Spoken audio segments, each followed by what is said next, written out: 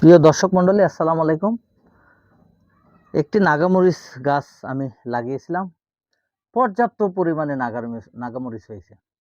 এখন এই গাছটার আর নতুন কোনো ফসল ফুল না থাকায় আমি এই নাগামরিচ গাছটাকে প্রুনিং করে রেখে দিব পরবর্তীতে কি হয় দেখার জন্য।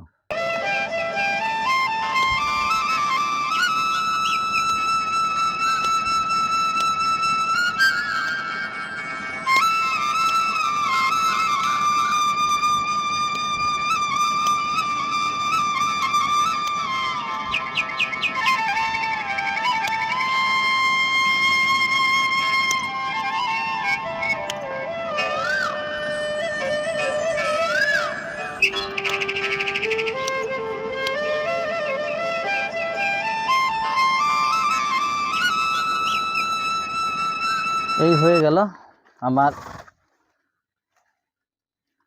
নাগামরিচের প্রুনিং হয়ে গেল। আমি এখন প্রুনিং করে রাখলাম।